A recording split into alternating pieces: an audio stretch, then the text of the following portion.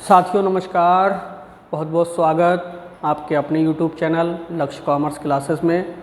और आज हम बहुत ही महत्वपूर्ण टॉपिक लेकर के आए हैं जिसका नाम है कॉरपोरेट अकाउंटिंग। इसका दूसरा नाम भी है कंपनी अकाउंट्स। आप लोग कुछ कंपनी अकाउंट्स के नाम से जानते होंगे और कुछ कॉरपोरेट अकाउंटिंग के नाम से जानते होंगे। बात एक ही है, बुक एक ही है। ये आपके लिए इंटर में भी पढ़ना है, बीकॉम कर रहे हैं उसमें भी पढ़ना है, बीबी में भी पढ़ना है और आगे अगर यदि एमबीए करते हैं तब भी पढ़ना है। बहुत ही इम्पोर्टेंट टॉपिक है ये। और इसमें जितनी भी कंपनियां हैं उनका कैसे निर्माण होता है, उसकी कैपिटल को कैसे व्यवस्थित किया जाता है, उनके संबंध में कौन कौन से अकाउंट्स बनते हैं, उनमें क्या परिवर्तन किया जा सकता है और एक कंपनी का दूसरी कंपनी से क्या क्या संबंध हो सकता है, इसके बारे में विस्तार से पढ़ना है। तो कॉर्पोरेट अकाउंटिंग में आज मैंने वो आपके लिए टॉपिक लिखे हैं जो बहुत इम्पोर्टेंट हैं, जिनसे ही प्रश्न बनते हैं।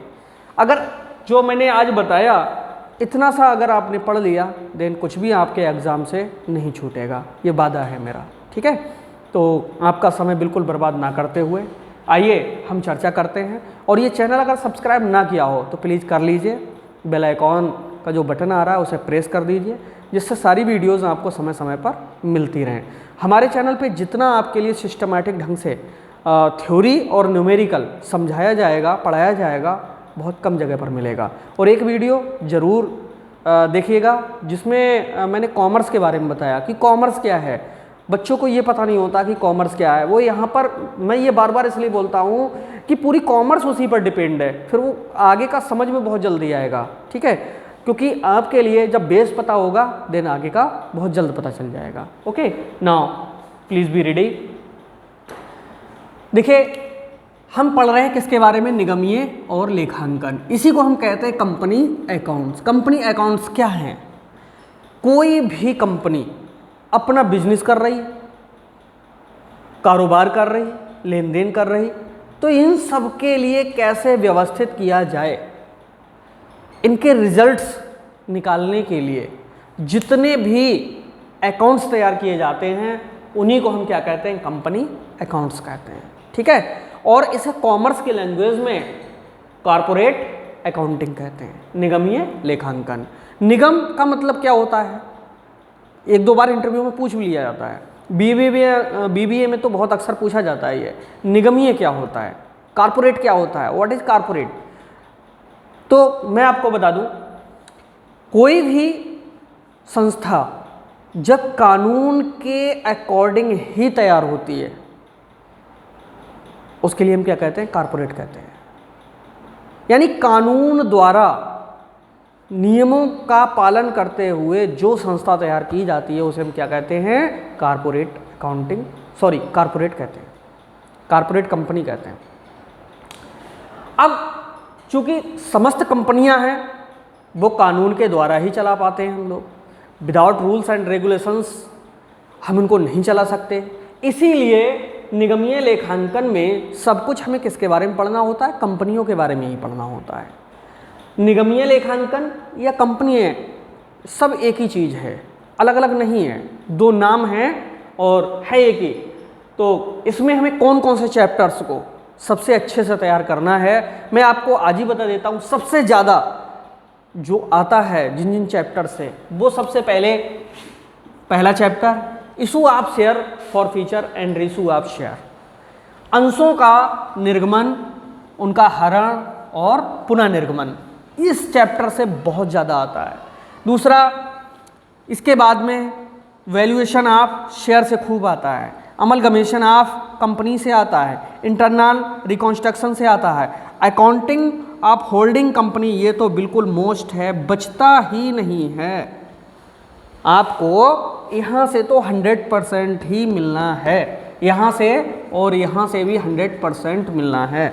और ये दो हैं, इनसे भी एक न्यूमेरिकल 100% मिलना है। अगर आप 1, 2, 3 ये तैयार कर लेते हैं देन आपका न्यूमेरिकल नहीं बचेगा। अब ये जो चैप्टर रह गए बीच के, इनके लिए भी तैयार करना है, क्योंकि जब तक आपका वैल्यूएशन ऑफ गुडविल तैयार नहीं होगा तब तक वैल्यूएशन ऑफ शेयर तैयार नहीं होगा। तो पढ़ने का तरीका क्या है? कारपोरेट अकाउंटिंग को कैसे पढ़ें ये समझना बहुत ज़रूरी है। अगर आपने ये समझ लिया कि कारपोरेट अकाउंटिंग को हम कैसे पढ़ें तो पूरी कारपोरेट अकाउंटिंग ही बहुत सरल हो जाएगी। ठीक है, आप सबसे पहले किसके बारे में पढ़ेंगे? आप कंपनी के बारे में पढ़ेंगे, कंपनी क्या है। ठीक है, फिर अकाउंट्स तो आपको पता ही होगा, अकाउंट्स किसे कहते हैं? जिसके द्वारा हमें किसी भी लेन देन का पूरा पता चलता है, पूरा विवरण मिलता है, वही चीज़ हमारी क्या होती है? अकाउंट्स होती है। तो कंपनी के बारे में विस्तार पूर्वक पढ़ना है। फिर जो पहला चैप्टर है इसको बहुत अच्छे से विद थ्योरी एंड न्यूमेरिकल समझना है। इसके बाद में issue and redemption of debenture, ये डिवेंचर क्या होते हैं और शेयर क्या होते हैं, हालांकि विस्तार से तो नेक्स्ट वीडियो मिलेंगे आपके। थोड़ा थोड़ा बता दूं, कंपनी की जो होल कैपिटल है, जितना भी पैसा लगा हुआ है, मान लीजिएगा 10 लाख रुपए किसी कंपनी में लगा हुआ है, ठीक है, उस 10 लाख रुपए को छोटे छोटे टुकड़ों में अगर डिवाइड कर दिया जाए तो जो छोटे से छोटा भाग होगा दैट इज कॉल्ड शेयर, वही हमारा क्या कहलाएगा? शेयर कहलाएगा। अब इशू ऑफ शेयर का मतलब क्या होता है? कोई भी कंपनी अपने पास से सारा का सारा पैसा इन्वेस्ट नहीं कर पाती है। वह अपने बिजनेस को शुरू में तो स्टार्ट करती है, इसके बाद में जनता से इन शेयर्स के माध्यम से पैसा लेती है और उसे अपने बिजनेस में लगाती है। तो इसी को हम कहते हैं इशू ऑफ शेयर। आगे फॉरफीचर क्या होता है? अब जो शेयर इशू किए जाते हैं इनका पैसा एक साथ नहीं लिया जाता है, छोटे छोटे टुकड़ों में लिया जाता है। जैसे अगर 10 रुपीज़ ईच शेयर है तो उसे मांग लिया इन्होंने 3:2 या कोई और रेशो में डिवाइड कर दिया। अब किसी व्यक्ति ने शुरू में कुछ किस्तें दी, कुछ इंस्टॉलमेंट पे की, लेकिन बाद की कॉल से नहीं पे कर पाया, तो क्या होता है? उनका फॉरफीचर कर लिया जाता है, उनको जब्त कर लिया जाता है। रीइशूड का मतलब क्या होता है? वही जो फॉरफिटेड शेयर हैं उसे किसी थर्ड पर्सन के लिए, अदर पर्सन के लिए दोबारा बेच देना, दोबारा इशू कर देना, रीइशू कहलाता है। ठीक है, पहला चैप्टर बहुत अच्छे से पढ़िएगा। दूसरा है issue and redemption of debenture. Debentures क्या होता है? एक प्रकार से डिवेंचर्स को हिंदी में हम ऋण पत्र कहते हैं। ऋण का मतलब लोन से होता है, यानी जब कंपनी जनता से लोन लेती है और उसके बदले में एक सर्टिफिकेट देती है तो दैट इज आवर डिवेंचर, ये हमारा डिवेंचर होता है। अगला है फाइनल अकाउंट्स ऑफ कंपनीज, यहाँ से भी न्यूमेरिकल आ जाता है। फाइनल अकाउंट्स ऑफ कंपनी, कोई भी कंपनी पूरे वर्ष भर जितना भी बिजनेस करती है उस बिजनेस का रिजल्ट ज्ञात करने के लिए जो वर्ष के अंत में अकाउंट्स तैयार किए जाते हैं that is called final account. Next is valuation of goodwill. Goodwill क्या होती है? जब कोई कंपनी एक लंबे समय से व्यापार करती चली जाती है तो मार्केट में उसका कुछ नाम हो जाता है। ठीक है, जैसे for the example hero, Maruti, Bajaj, Usha, ये ऐसी कंपनियां हैं जिन्होंने मार्केट में, जैसे सैमसंग, ठीक है, और जियो, और ऐसी बहुत सारी कंपनियां हैं जिनका मार्केट में खूब अच्छे से नाम चलता है। इनकी मार्केटिंग वैल्यू, हम कहते हैं नहीं मार्केटिंग वैल्यू इसकी बहुत है, मार्केटिंग वैल्यू थोड़ी नहीं, कंपनी की वैल्यू है, कंपनी की गुडविल है उसकी, उस कंपनी को सब जानते हैं कि हाँ इस कंपनी का माल कैसा होगा, ठीक होगा। तो ये हमारा कहलाता है वैल्यूएशन ऑफ गुडविल। किसी भी कंपनी कि गुडविल को जो कैलकुलेट किया जाएगा उसी को हम कहेंगे वैल्यूएशन ऑफ गुडविल। आगे वैल्यूएशन ऑफ शेयर। अब जो शेयर का मूल्य ज्ञात करना होता है, शेयर की कीमत को ज्ञात करना होता है, तो वो वैल्यूएशन ऑफ गुडविल के बाद ही हम पता करेंगे, क्योंकि एक शेयर के हिस्से में कितनी एसेट्स आ रही हैं, बस यही ज्ञात करना वैल्यूएशन ऑफ शेयर्स कहलाता है। या शेयर की क्या कीमत है, शेयर का प्रेजेंट मूल्य क्या है, वही वैल्यूएशन ऑफ शेयर है। अगला है amalgamation of companies, internal reconstruction and accounting of holding company. ये 3 चैप्टर बिल्कुल एक जैसे हैं और तीनों इंपॉर्टेंट हैं।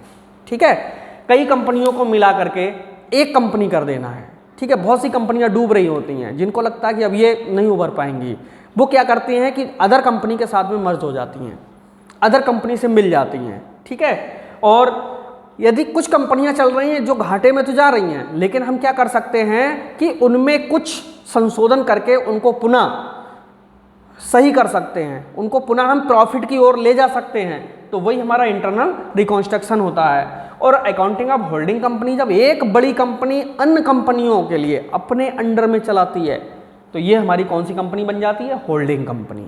ठीक है, तो यहाँ से ये तीनों इंपॉर्टेंट हैं। और ऊपर से मैंने ये बता दिया पहला चैप्टर, ठीक है। वैल्यूएशन ऑफ शेयर भी बहुत सही से हमको तैयार करना है। अगर इस तरह से आप अगर तैयार करते हैं तो मैं दावा करता हूँ कि पेपर में कुछ भी नहीं बचेगा जो आपको नहीं आ रहा होगा। और ये सारे चैप्टर्स चाहे थ्योरी हो चाहे न्यूमेरिकल हो, आपको हमारे यूट्यूब चैनल पे मिलते रहेंगे।